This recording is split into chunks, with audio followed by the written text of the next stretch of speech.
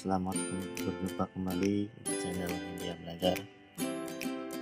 Anak-anak, mudah-mudahan kalian semua dalam keadaan sehat walafiat. Pada pertemuan kali ini kita masih di tema 3, subtema 3, tema ayo menjadi penemu.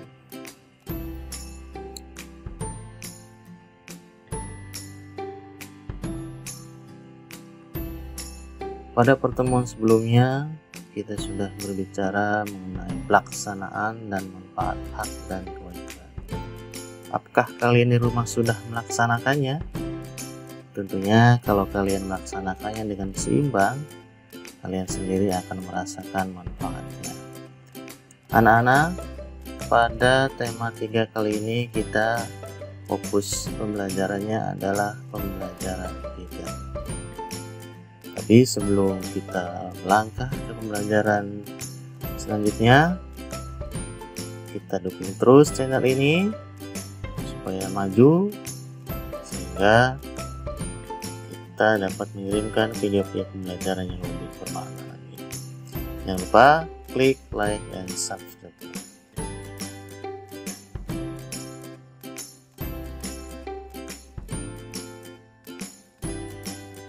Anak-anak, pada pertemuan kali ini kompetensi dasar yang akan kita pelajari ada 2 mata pelajaran.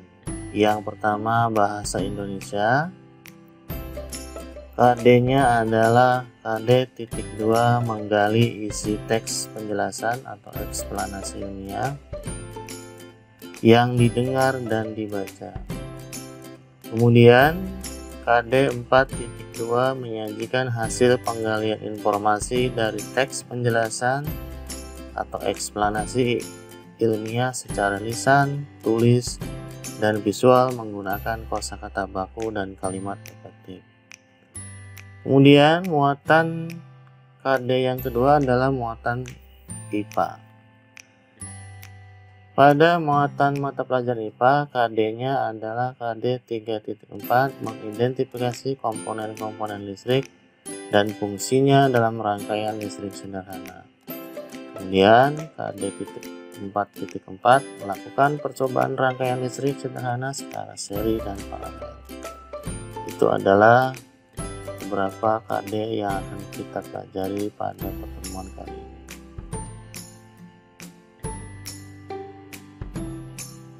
Adapun yang menjadi tujuan pembelajaran untuk pertemuan kali ini adalah 1.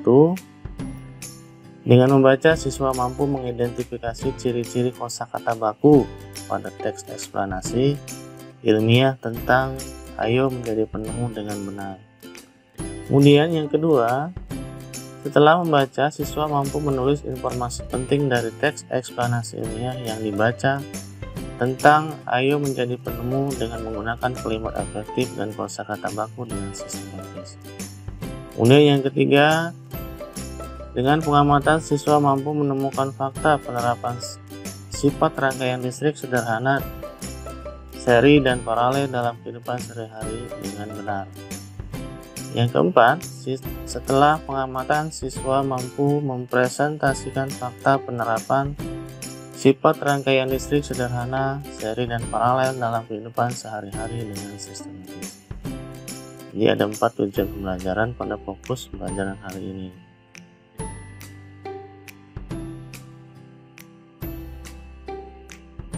Sebelum kita lanjut, pada fokus pembelajaran kali ini, sikap apa yang harus dimiliki oleh seorang penemu? Perhatikan. Yang pertama, sikap yang harus dimiliki oleh seorang penemu adalah pantang menyerah dan teguh akan pendirian. Yang kedua,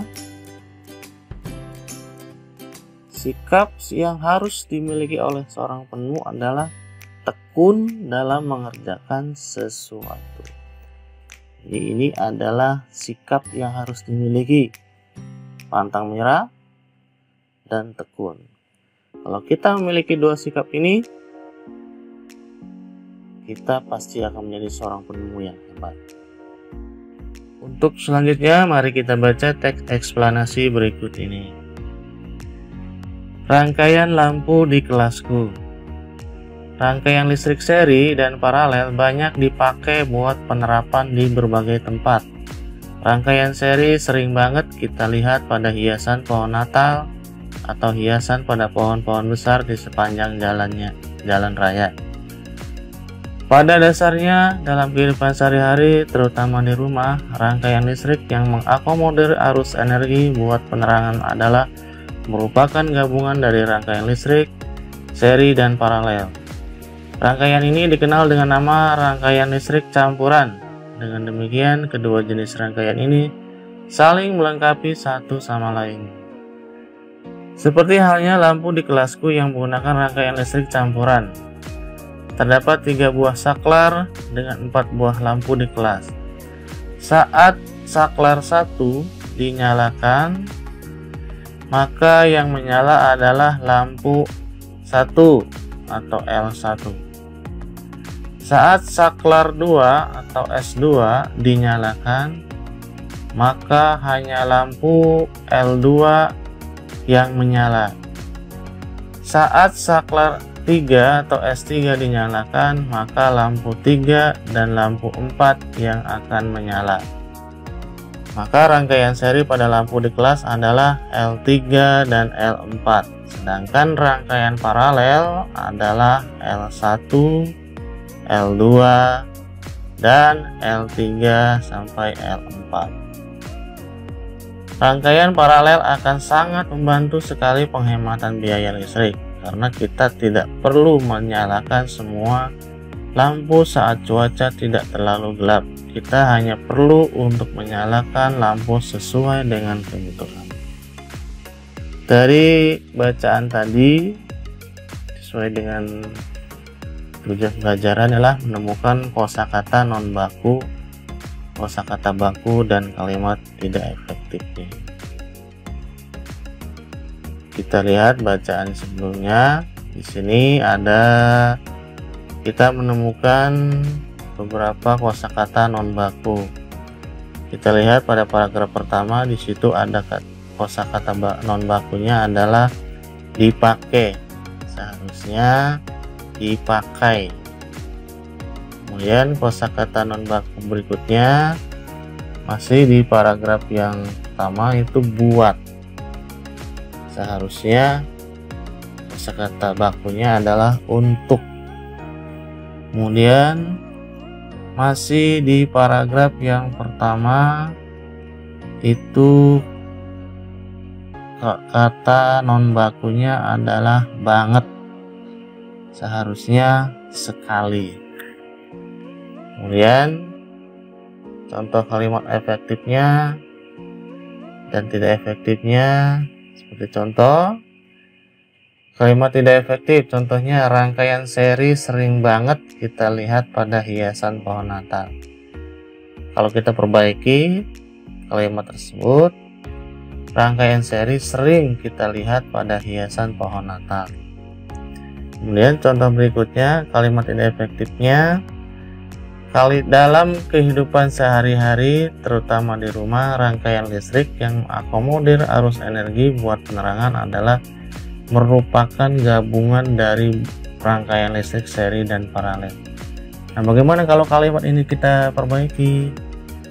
Seperti dalam tabel, contoh kalimat perbaikannya adalah dalam kehidupan sehari-hari, terutama di rumah, rangkaian listrik yang mengakomodir arus energi untuk penerangan adalah merupakan gabungan dari rangkaian listrik, seri, dan paralel. Kemudian contoh berikutnya, kalimat tidak efektifnya, meski demikian, kedua jenis rangkaian ini akan saling melengkapi satu sama lain. Kalau kita perbaiki kalimat efektifnya menjadi sehingga kedua jenis rangkaian ini saling melengkapi. Itu adalah beberapa contoh kosakata baik non baku maupun kosakata baku. Baik, anak-anak, tentunya dari bacaan tersebut kita dapat menyimpulkan beberapa kesimpulan. Kita lihat pada paragraf yang pertama. Pada paragraf pertama tersebut, kesimpulannya adalah mengenai permasalahan yang dibicarakan pada bacaan tersebut, bahwa yang dibicarakan pada paragraf pertama adalah penggunaan rangkaian seri dan paralel yang saling melengkapi dalam kehidupan sehari-hari. Jadi kedua rangkaian ini sering digunakan dalam kehidupan manusia, terutama dalam kebutuhan listrik. Kemudian selanjutnya pada paragraf yang kedua dijelaskan bahwa lampu di kelasku menggunakan rangkaian campuran yang terdiri dari 3 saklar dan 4 lampu. Saat saklar 1 dinyalakan maka lampu 1 menyala. Saat saklar 2 dinyalakan maka lampu 2 menyala. Saat saklar 3 dinyalakan maka lampu 3 dan 4 menyala. L3 dan L4 adalah rangkaian seri, sedangkan L1, L2 dan L3, L4 adalah rangkaian paralel. Jadi kalau kita gabungkan kedua rangkaian tersebut dinamakan rangkaian campuran. Namun pada dasarnya ketiga ataupun dari ketiga jenis rangkaian tersebut sering digunakan dalam kehidupan sehari-hari. Kemudian pada paragraf yang ketiga dapat disimpulkan bahwa rangkaian paralel dapat menghemat listrik. Hal ini dikarenakan lampu dapat dinyalakan sesuai kebutuhan manusia. Nah, sehingga kita dapat menarik kesimpulan bahwa rangkaian yang dipakai dalam kehidupan sehari-hari itu umumnya menggunakan rangkaian paralel. Kenapa? Karena kita bisa menyesuaikan kebutuhan dalam penggunaan listriknya. Jadi kita menyalakan lampu bisa disesuaikan dengan kebutuhan, sehingga tidak semua lampu akan menyala.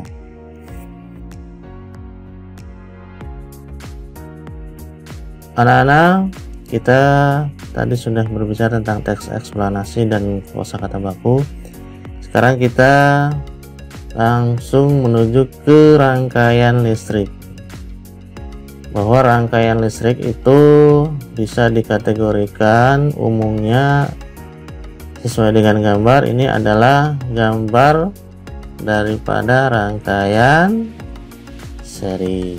Ini adalah contoh gambar rangkaian seri. Kemudian selanjutnya ini ada gambar. Ini adalah contoh rangkaian paralel. Jadi dua rangkaian ini biasanya kita pakai dalam kehidupan sehari-hari, baik itu rangkaian seri maupun rangkaian paralel.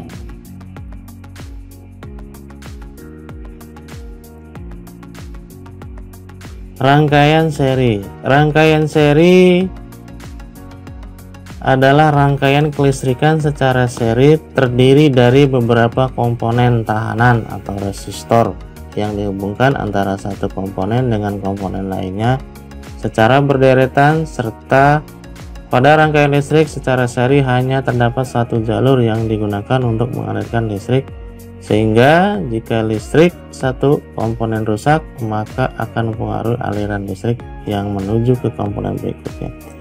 Jadi kalau pada rangkaian ini satu rusak maka yang lain juga ikut rusak. Nah, bagaimana sifat-sifat dari rangkaian listrik yang disusun secara seri? Yang pertama, arus yang mengalir pada tiap-tiap bagian atau komponen pada rangkaian kelistrikan tersebut adalah sama besar. Jadi arusnya sama, rata. Yang kedua, tegangan sumber adalah sama besar dengan penjumlahan tegangan yang ada pada tiap-tiap bagian atau komponen pada rangkaian listrik tersebut. Jadi tegangannya sama, baik pada lampu 1 maupun pada lampu 2, karena menggunakan satu jalur. Kemudian yang ketiga, tahanan atau hambatan total pada rangkaian tersebut didapatkan dari penjumlahan semua tahanan pada tiap-tiap bagian atau komponen yang ada pada rangkaian kelistrikan tersebut. Itu adalah sifat-sifat dari rangkaian listrik yang disusun secara seri. Kemudian, apa yang dimaksud dengan rangkaian paralel? Rangkaian paralel adalah rangkaian listrik secara paralel yang banyak diaplikasikan untuk rangkaian kelistrikan pada kendaraan. Pada rangkaian listrik yang disusun secara paralel, komponen-komponennya disusun secara bercabang. Jadi kita bisa membedakan kalau secara seri itu berderet, kalau secara paralel itu disusun secara bercabang. Ya, jadi penyusunannya itu bercabang.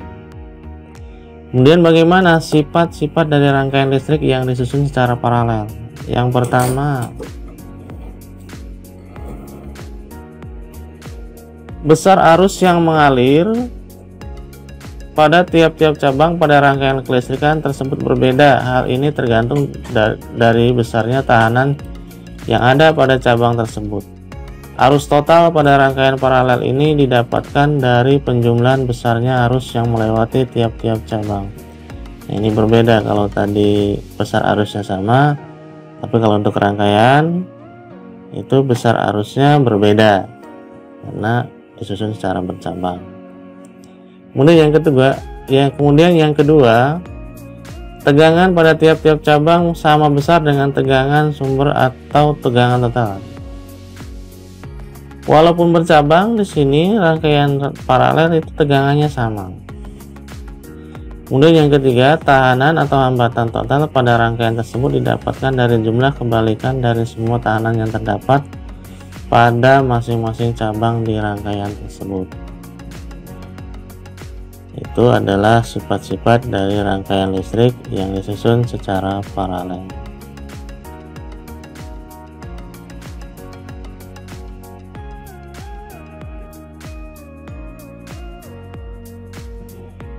Itu tadi materi untuk pembelajaran 3 kali ini. Mudah-mudahan materi yang tadi Bapak sampaikan dapat kalian pahami dan dapat kalian aplikasikan dalam kehidupan sehari-hari.